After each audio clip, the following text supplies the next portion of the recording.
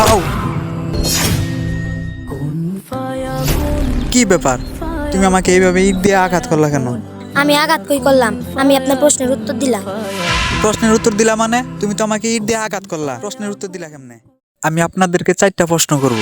যদি এই 4টা প্রশ্নের উত্তর দিতে পারেন তাহলে আমি ইসলাম ধর্ম গ্রহণ করব, আর যদি না পারেন তাহলে আপনারা উল্টা বিপদে পড়বেন।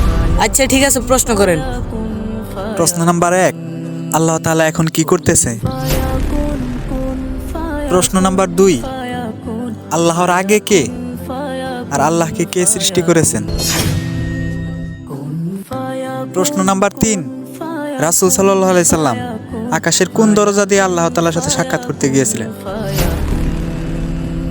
প্রশ্ন নাম্বার 4, আমরা তো আল্লাহকে দেখি না, তাহলে আল্লাহকে কেন বিশ্বাস করব যেটা ধরা বা দেখা যায় না? রে তুই কিছু বুঝলি? না তো, তুই কিছু বুঝলি? এই তুই কিছু বুঝলি? না রে, আমিও কিছু বুঝিনি। কি ব্যাপার, সবাই চুপ কেন? ঘাবড়াই গেলেন নাকি? পারবেন না উত্তর দিতে? কি হলো, কিছু তো বলেন। চুপচাপ দাঁড়িয়ে আছেন। আরে ভাই উত্তর দেন, না হলে তো বিপদে পড়বেন। কিছু তো বলেন। কি হয়েছে ভাই এখানে? ভাই, সে আমাদেরকে 4টা প্রশ্ন করছে। যদি আমরা এই 4টা প্রশ্নের উত্তর দিতে পারি তাহলে সে নাকি ইসলাম ধর্ম গ্রহণ করবে। 4টা প্রশ্ন কি ভাই? 1 নাম্বার প্রশ্ন, আল্লাহ এখন কি করতেছেন? আল্লাহ এখন কি করতেছে? এই প্রশ্নের উত্তর তো আমার জানা নাই। আমি পারবো, আমি এই 4টা প্রশ্নের উত্তর দিতে পারবো ভাই। কি তুমি পারবা? হ ভাই, আমি পারবো। আচ্ছা ঠিক আছে, তাহলে তুমি দাও।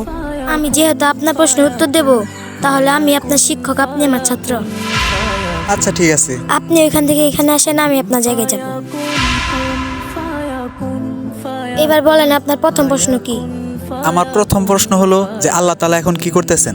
আপনার মতন গর্দবকে এখান থেকে সরিয়ে আমাকে দাঁড় করাইছেন। আপনার দ্বিতীয় প্রশ্ন কি? দ্বিতীয় প্রশ্ন হলো যে আল্লাহর আগে কে আছেন? আপনি 1 থেকে 10 পর্যন্ত গুনেন। 1, 2, 3, 4, 5, 6, 7, 8, 9, 10। আবার 10 থেকে নিচ দিকে গুনে আসে।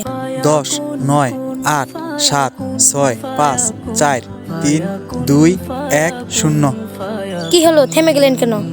শূন্যর আগে কি আছে এটা কেমনে বলবো? সাধারণ সংখ্যার আগে কি আছে এটা যদি আপনি না বলতে পারেন, তাহলে আল্লাহ তাআলার আগে কে আছে এটা আপনি কিভাবে বলতে পারবেন? আপনার 3 নাম্বার প্রশ্ন কি? আমার 3 নাম্বার প্রশ্ন হলো যে রাসূল সাল্লাল্লাহু আলাইহি সাল্লাম আল্লাহ তাআলার সাথে আকাশের কোন দরজা দিয়ে সাক্ষাৎ করতে গিয়েছিলেন? হাতে যে ডিমটা দেখতেছেন, এই ডিম থেকে 28 কিংবা 30 দিন পর বাচ্চা ফুটে বের হবে। বলেন তো কোন দিক দিয়ে বের হবে? এটা আমি কেমনে বলবো?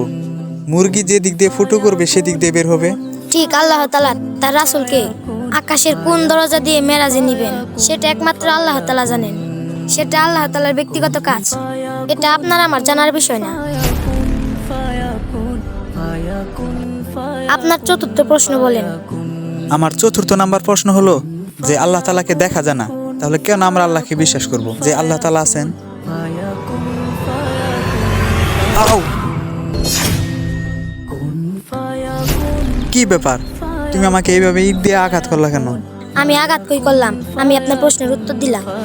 প্রশ্নের উত্তর দিলা মানে? তুমি তো আমাকে ইট দিয়ে আঘাত করলা, প্রশ্নের উত্তর দিলা কেমনে? আচ্ছা কিভাবে দিলাম শুনবেন? হ্যাঁ বলো। আমি যে আপনাকে ইট দিয়ে আঘাত করছি, আপনি কি ব্যথা পাইছেন? হ্যাঁ পাইছি তো। ব্যথা যে পাইছেন আপনি বুঝলেন কেমনে? কেন, অনুভব করে? ঠিক তেমনি আল্লাহ তাআলাকে দেখা যায় না, অনুভব করা যায়।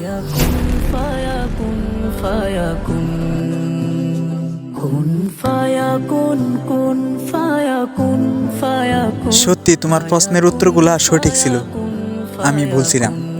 আমি আমার ভুল বুঝতে পারছি।